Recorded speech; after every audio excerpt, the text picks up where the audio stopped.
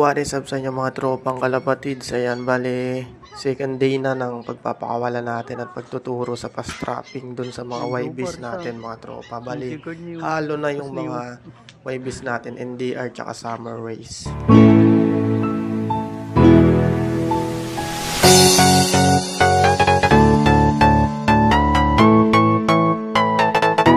So, yun, good morning mga tropang kalapatids. Ayan, bale, for today's video ay second day na ng pagpapakawala natin ng mga YB, mga tropang kalapatids.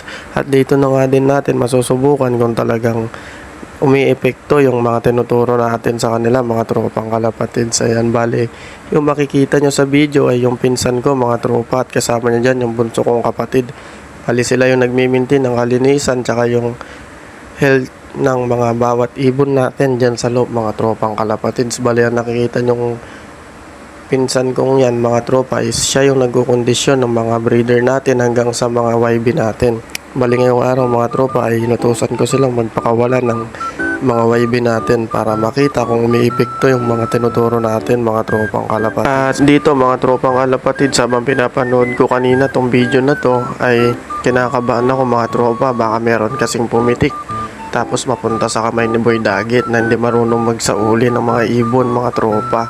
So sabi ko sa kanila mga tropa ay bantayan nila, total dalawa naman silang nagpapakawalan, nagbabantay. At yun nga mga tropang kalapatids ay hindi tayo nabigo sa pagtuturo natin sa mga YBs natin. Lahat naman sila ay nakauwi.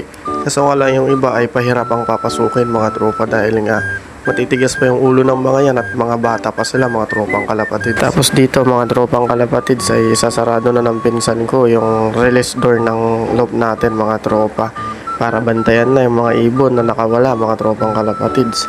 Sa pagtuturo talaga ng mga inakay mga tropa ay pahabaan lamang ng pasensya mga tropang kalapatids dahil sadyang talagang makukulit yung mga yan, mga tropang kalapatids. Matitigas yung ulo ng mga yan. Sa una, pangalawang araw hanggang pangatlong araw ay talagang mahihirapan ka pa magpapasok ng mabilis, pero kung talagang magaling ka nagtuturo ng mga inakay mga tropa ay mapapapasok mo sila ng mabilis mga tropa. Kaya ang ginawa namin ay gutom yung mga yan mga tropa na pinakawalan namin, tapos para pag tinawag namin ay mabilis na lang silang pumasok. Ayan mga tropang kalapatids, dalawa yung bantay ng ibon natin dyan.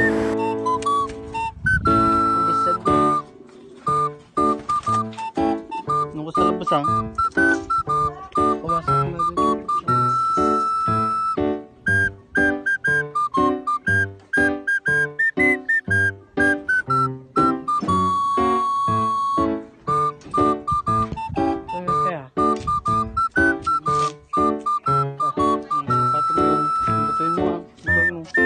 Dito mga tropang kalapatids ay makikita nyo talagang pumipitik-pitik na naman sila, tapos pumunta sila dun sa bubong ng bahay na pinapagawa natin.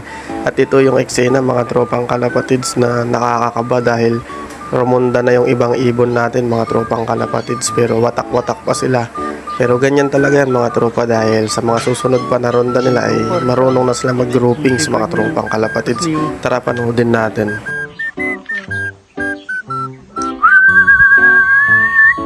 No, di po. Isang pa-sweet lang.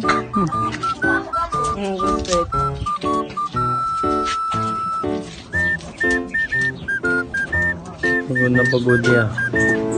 Matibay sa rundaan. I-card.